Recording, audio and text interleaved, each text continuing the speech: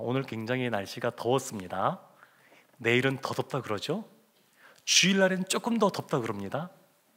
월요일부터는 또 다시 기온이 뚝 떨어진다 그러던데, 오늘 날씨 같으면 이제 여름이 금방 올 것 같은데, 꼭 그렇진 않은 것 같습니다. 오늘 본문의 말씀을 보게 되면 아주 유명한 말씀이 나옵니다. 구하라, 찾으라, 두드리라. 구하면 얻을 것이요, 찾으면 또 찾을 것이요, 두드리면 열릴 것이다 라고 하는 이 기도와 관련하여서 아주 유명한 말씀이 오늘 본문에 있습니다. 근데 이 본문의 말씀과 병행돼서 나오는 말씀이 누가복음에 있는데, 누가복음 11장에서는 주님이 우리에게 알려주신 기도, 주기도문이 앞에 나오고, 주기도가 나오고, 그 다음에 비유의 말씀이 나옵니다. 그래서 밤에 자신의 집에 찾아왔던 손님이 있는데, 근데 친구가 있는데 대접할 것이 아무것도 없어서 옆에 있는 다른 집에 가서 막 두드리면서 떡을 좀 달라고 그렇게 얘기하는 그러한 비유가 나오고, 구하라, 찾으라, 두드리라 나옵니다. 근데 이 말씀을 보게 되면 누가복음에서는 기도할 때 이와 같이 그냥 문을 두드리고 구하고 찾아야 되구나, 기도를 어떻게 해야 되는지 그것을 아주 그냥 이해하기 쉽게 이렇게 누가복음에서는 쓰고 있습니다. 그런데 이 마태복음에서는 조금 다릅니다. 같은 본문 같은데, 같은 내용 같은데, 그 본문이 갖고 있는 내용의 앞부분과 뒷부분을 비교해 보면 그러면 이 본문의 내용이 보다 분명하게 드러나거든요. 근데 누가복음에서의 이 오늘 아주 유명한 구하라, 찾으라, 두드리라 이 말씀이 들어가 있는 위치와 마태복음이 들어가 있는 위치는 조금 다릅니다. 그래서 구하고 찾고 두드림에 있어서, 기도함에 있어서도 무엇을 구해야 되는가, 그것과 관련하여서 조금 내용이 다릅니다. 누가복음에서는 자신을 찾아온 친구 때문에 이와 같이 구하는 겁니다. 그러니까 기도는 누구를 위해서 하는 거냐라고 할 때에 중요한 것 중에 하나는 다른 이들을 위해서 기도하는 겁니다. 이것이 누가복음에서 강조하는 겁니다. 근데 마태복음은 조금 다릅니다. 오늘 본문의 말씀에 가장, 오늘 본문만 본다 그러면 가장 결론에 해당되는 내용이 12절 말씀인데, 이 12절 말씀도 아주 유명한 말씀입니다. 소위 황금률이라고 말하는 말씀인데, 우리 12절 말씀 한번 함께 말씀을 보겠습니다. 그러므로 무엇이든지 남에게 대접을 받고자 하는 대로 너희도 남을 대접하라. 이것이 율법이요 선지자니라. 아멘. 무엇이든지 남에게 대접을 받고자 하는 대로 너희도 남을 대접하라. 근데 단순히 이것이 우리나라 속담에 보면 가는 말이 고와야 오는 말이 곱다, 이런 속담이 있지 않습니까? 지금 대접받고자 하는 자는 다른 사람을 먼저 대접해야 된다, 이것이 단순히 가는 말이 고와야 오는 말이 곱다, 이런 차원의 얘기가 아닙니다. 물론 그런 부분도 있습니다. 그런데 이거보다 훨씬 더 깊은 것을 말하는데, 예수님이 하신 말씀 보면 이것이 율법이요 선지자니라, 이렇게 말씀하십니다. 율법이요 선지자. 제가 이 모니터 스피커가 제게 약간 울리는데 좀 잡아주시면 좋겠습니다. 율법이요 선지자, 그러니까 이 말씀, 남에게 대접받고자 하는 자는 너희도 남을 대접하라, 이 말씀은 성경 전체의 맥과 연결되어 있다는 겁니다. 그러니까 예수님께 그 바리새인들이 물었습니다. 서기관들이 물었습니다. 성경에 참 여러 계명들이 있는데 그 중에 가장 큰 계명이 무엇입니까?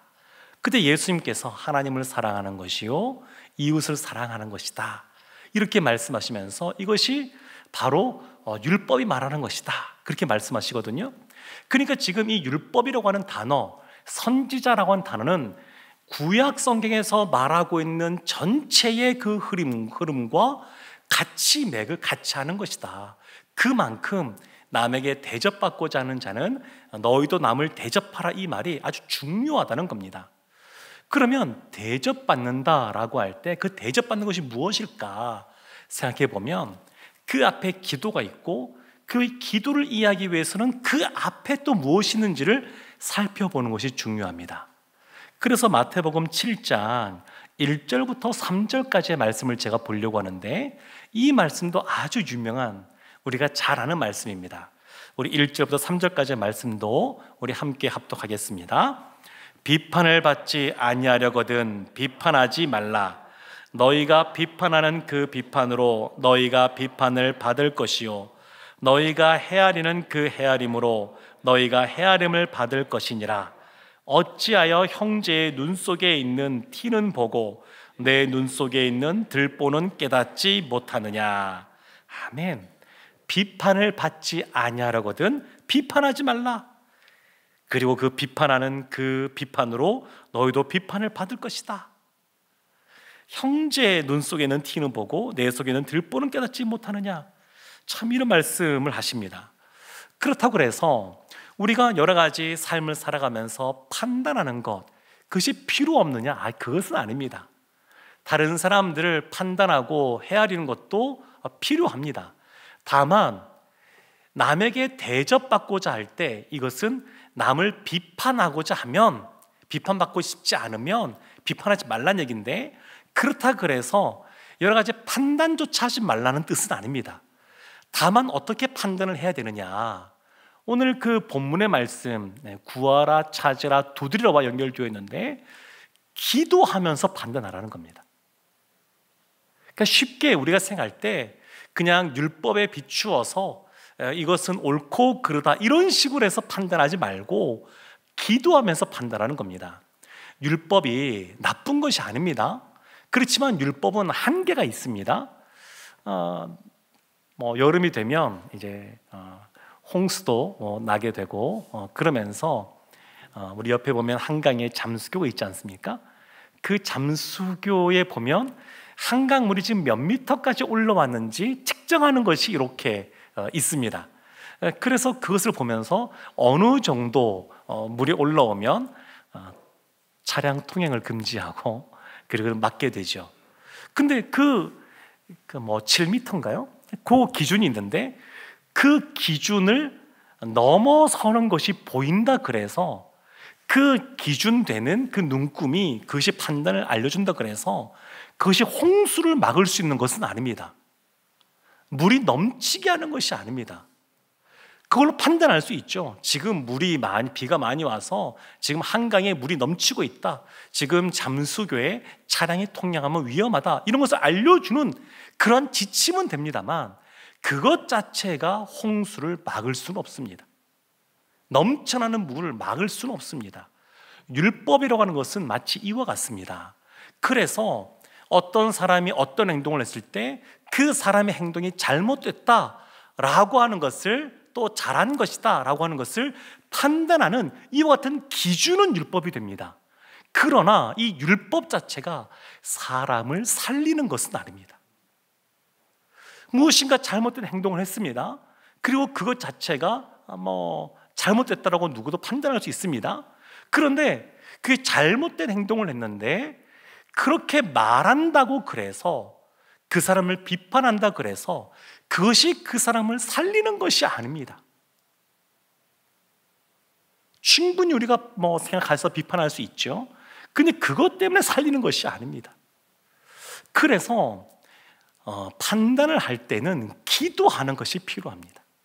오늘 본문의 말씀에 보면 그래서 앞뒤와 연관지어서 우리가 무엇을 위해서 기도하느냐, 판단할 때 하나님께서 보시는 것처럼 바른 판단, 그리고 우리의 말을 통해서 그 사람의 잘못된 행동을 고칠 수 있고 그 사람이 다시 살아날 수 있는 그러한 말을 하려면 어떻게 기도해야 되는가, 그리고 누구에게 집중해야 되는가, 그것을 오늘 본문이 우리에게 알려주고 있습니다. 오늘 말씀은 너무너무 유명한데, 근데 그 중에서 11절 말씀을 보면 항상 기도에 있어서는 기도의 대상이 중요하지 않습니까? 주님이 알려주신 기도도 보면 하늘에 계신 우리 아버지여, 이것을 먼저 알려주십니다. 우리의 기도의 대상이 먼저 나옵니다. 그래서 또 대표기도 하시는 분들도 다 그렇게 기도하지 않습니까? 우리의 기도의 대상이 누군지를 분명하게 밝히는 겁니다. 우리가 기도하는 분이 하나님인데 그 하나님이 어떠한 분이신지를 먼저 밝히는 겁니다. 그래서 기도할 때 이렇게 기도하시면 안 됩니다. 기도할 때 하나님은 이러이러한 분이시고 이런 분이시고 이런 분이시고 이런 분이십니다, 그냥 쭉 문장을 쭉 하고 이렇게 기도 시작하시면 안 됩니다. 그게 아니고 기도 시작할 때는 처음부터 우리의 기도를 들으시는 그 하나님이 어떤 분이신지를 먼저 밝히는 겁니다. 그렇게 기도하셔야 됩니다. 그렇게 하나님의 이름을 부르고 기도를 시작해야 되는데 11절 말씀에 보면 그 하나님이 어떤 분이신지를 우리에게 잘 표현해 주고 있습니다. 우리 11절 말씀 한번 합독하도록 하겠습니다. 너희가 악한 자에게라도 좋은 것으로 자식에게 줄 알거든 하물며 하늘에 계신 너희 아버지께서 구하는 자에게 좋은 것으로 주시지 않겠느냐. 아멘. 하늘에 계신 너희 아버지라고 말합니다. 근데 참 우리가 이렇게 신앙사도 보게 되면 하나님을 오해할 때가 참 많이 있습니다. 왜 오해하게 되냐면 하나님 앞에 분명히 기도를 했는데 그것이 속히 이루어지지 않는 것입니다. 하나님께 분명히 기도했는데 그것이 본인이 원하는 방식으로 무엇인가 이루어지지 않는 겁니다. 그래서 오해하는 거죠. 하나님은 침묵하시는 하나님이신가 보다. 그냥 초신자일 때는, 신앙생활 처음 할 때는 기도를 잘 들어주시다가 이제 조금 예수님 믿는 것 같다 싶으면 기도를 잘 들어주시지 않는 그러한 분인가 보다, 이렇게 오해할 수가 있습니다. 그냥 기도해도 마음이 그때 잠깐 좀 편안해질 뿐이지 실제 삶에서는 뭔가가 바뀌어지고 변화되는 것이 별로 없더라. 하나님은 좀 나에게서 많이 좀 멀리 떨어져 있는 그런 분인 것 같다, 이렇게 오해할 수가 있습니다. 근데 오늘 말씀에 예수님께서 뭐라고 말씀하시냐면 하나님은 그런 분이 아니라 하늘에 계신 너희의 아버지라고 말씀하십니다. 아버지.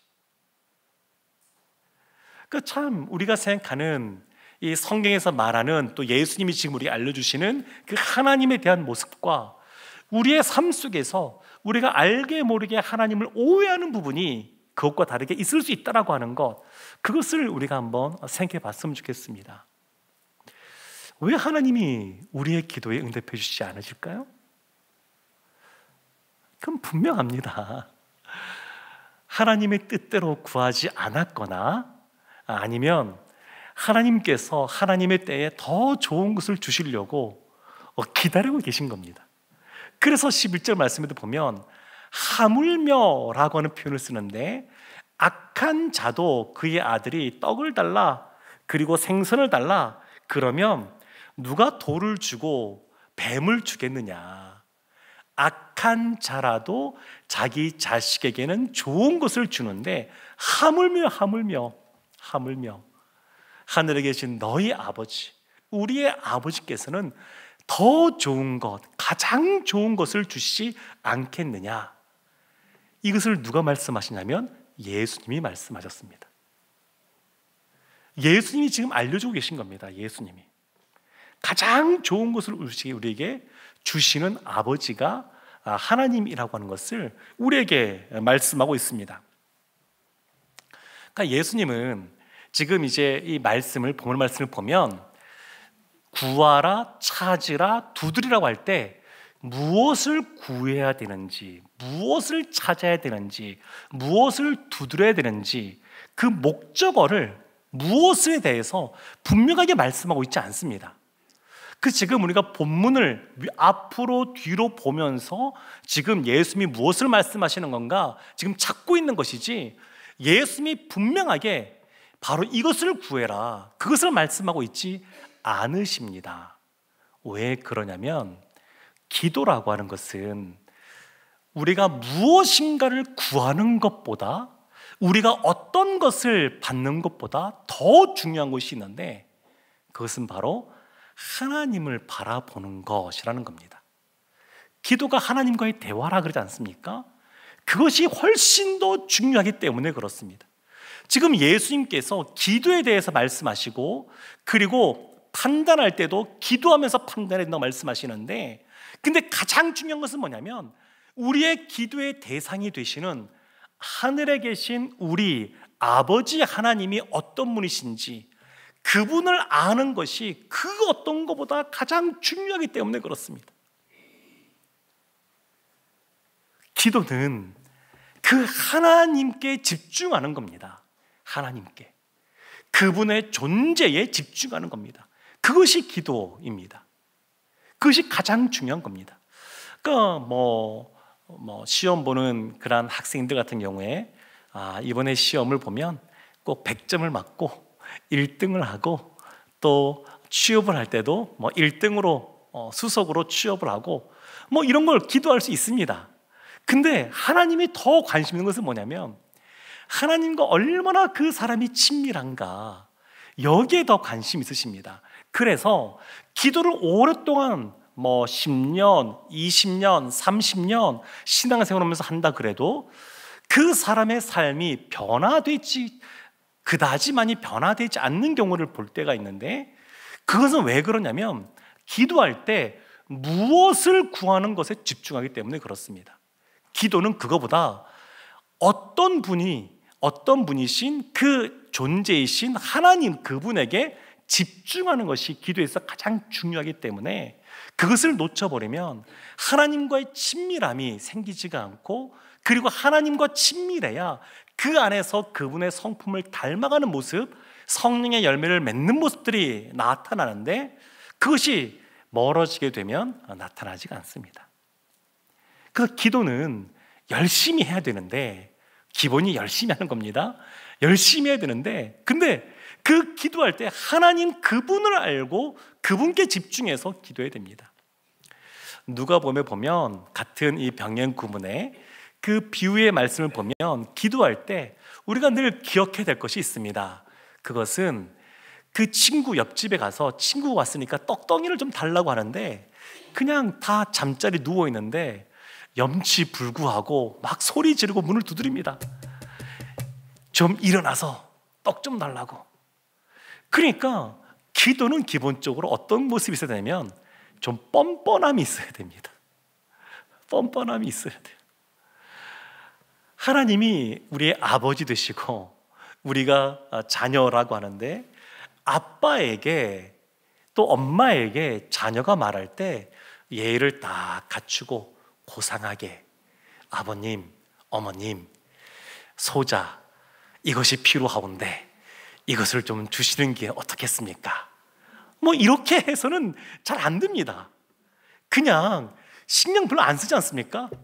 엄마, 아빠, 나 오늘 이거 필요한데 좀 보내주세요. 좀 주세요. 이렇게 하는 것 아니겠습니까? 하나님과의 관계에서 기도할 때 기본적으로 이런 모습이 있어야 됩니다. 너무 이렇게 그러니까 기도를 이런 부분이 분명히 있거든요. 고상한 영적인 대화다. 맞습니다. 근데 고상한 것 이전에 그냥 우리가 하나님 앞에 빈손인 것을 인정하고 그냥 하나님 앞에 있는 그대로 간구하는 겁니다. 이것이 필요합니다. 하나님이 우리의 아버지 되신다고 하는 것, 우리가 그의 자녀라고 하는 것, 그것은 그냥 있는 대로 말하는 겁니다.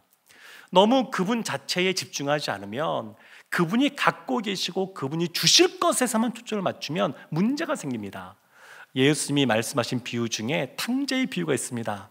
탕자의 비유 보면 큰 아들이 나오고 작은 아들이 나오죠. 근데 우리가 흔히 뭐라고 말하냐면 큰 아들도 탕자요, 작은 아들도 탕자라고 말합니다.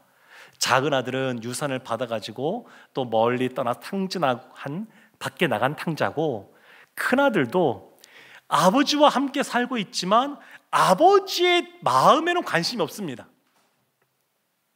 그 집 나간 그 작은 아들을 향해서 아버지가 얼마나 애끓는 마음이 있으면 매일 밖에 나가서 언제 돌아오나 기다리는데, 큰 아들은 거기에 관심이 전혀 없습니다. 큰 아들은 무엇에 관심이냐면 내가 이제 물려받게 될 아버지의 유산, 거기에 관심이 있습니다. 그래서 그냥 작은 아들이 밖에 나간 탕자라 그러면 큰 아들은 집안에 있는, 아빠와 함께 살고는 있지만 집안에 있는 탕자입니다. 왜 그러냐면 하나님 그분에게 집중하지 않고 그분이 주실 것에 관심을 가지니까 안에 있으나 밖에 있으나 다 탕자인 것입니다.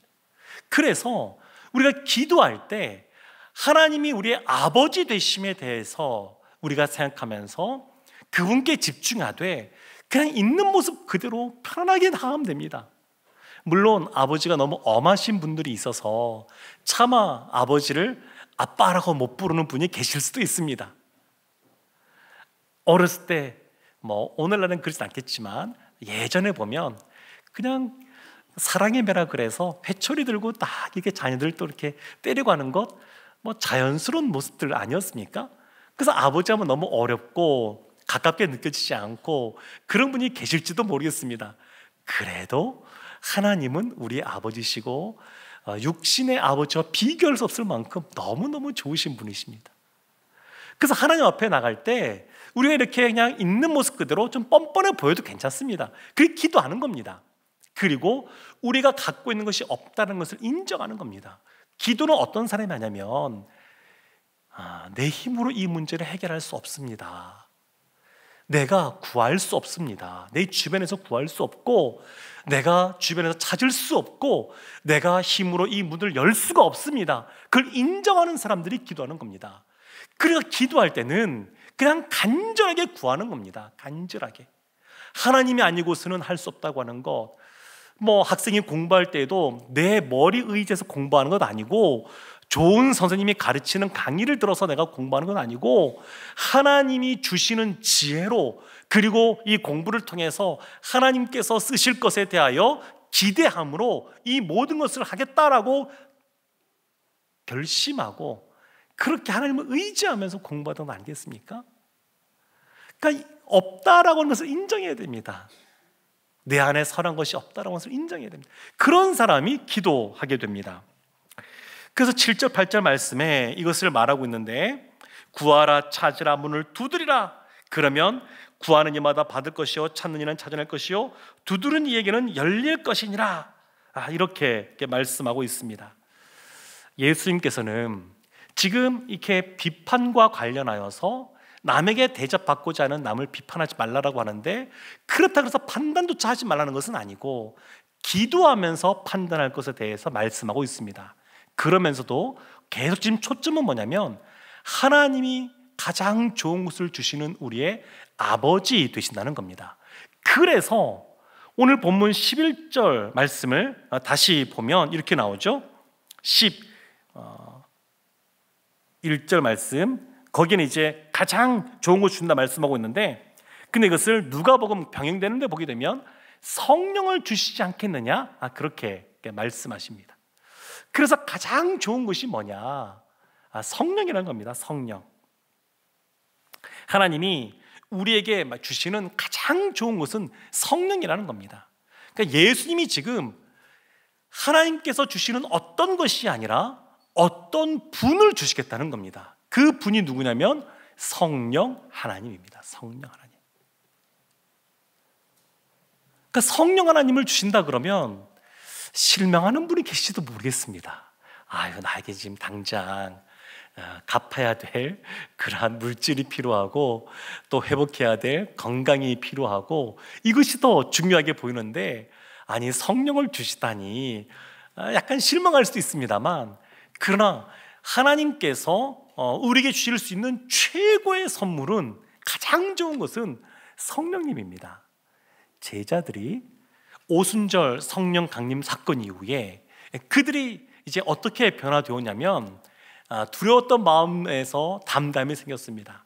그리고 베드로와 요한이 성전 미문에 나갈 때 날때부터 앉아 서지 못했던 그러한 사람이 있었습니다. 그들이 했던 베드로의 고백이 그것 아니겠습니까? 은과 금은 내게 없거니와 내게 있는 것으로 내게 주노니 일어나 걸어라. 나사렛 예수 그리스도 이름으로 일어나 걸어라. 그렇게 말하지 않습니까?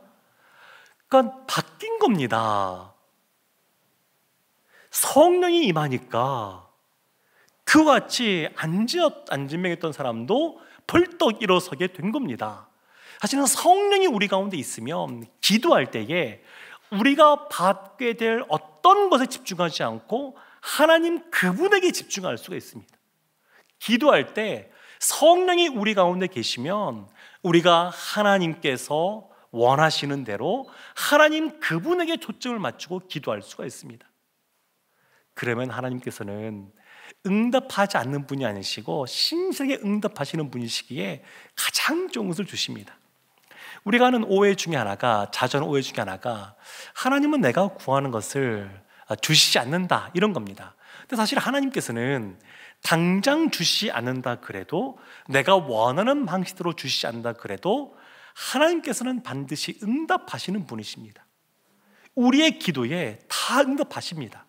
내가 원하는 방식이 아닌 다른 방식으로 주셔도, 내가 원하는 때가 아닌 다른 때에 주신다 그래도 응답하시는 분이십니다. 그래서 하나님은 우리의 생각에는 왜 내 삶에 이와 같은 고난들이 생길까, 어려움들이 생길까, 이런 생각을 할 수 있습니다. 그러나 이조차도 하나님께서는 가장 좋은 것을 주고 계신다라고 하는 것을 믿는 것이 필요합니다. 생각보다 되게 어려울 수 있습니다. 우리 사랑하는 자녀가 여러 가지 학교에 진학하고 또 취업하고 또 결혼을 하고 자녀를 낳고 그렇게 이제 자녀들이 이제 삶을 이제 살아가게 되는데, 그때마다 모든 것이 순적하게 풀어지면 좋겠지만 그러지 않을 때, 그럼에도 불구하고 하나님은 좋으신 하나님이라고 하는 것을 믿는 것이 필요합니다. 그러니까 하나님 그분 존재에 집중한다고 하는 것은, 하나님은 하늘에 계신 나의 아버지 하나님이시고, 그 하나님은 선한 목자로서 우리에게 가장 좋은 것을 주시겠다고 말씀하셨으니까 그 가장 좋은 것을 주시는 분이라는 것을 인정하면 우리의 삶 가운데 견딜 만한 힘이 생깁니다. 당장은 우리가 인생의 퍼즐이라고 한다 그러면 그 모든 것을 우리가 다 알 수가 없습니다. 하나하나 하나님이 퍼즐들을 맞춰가면서 큰 그림을 그리고 계시는데, 근데 그 큰 그림을 보지 못하면 그냥 어떤 퍼즐 조각에서는 그냥 검은색, 무채색 이런 것이 잔뜩 묻어져 있으면 왜 내 인생이 이렇게 힘들까? 어려움이 있을까? 왜 기도에도 마음에 평안이 없을까? 이런 생각을 할 수가 있습니다. 그러나 하나님이 선하신 분이라는 것을 인정하면 다 이해하지 못해도 세월이 지나면 하나님께서 이해하게 하실 것을 믿는 겁니다. 요셉이 그랬고 다윗이 그랬습니다.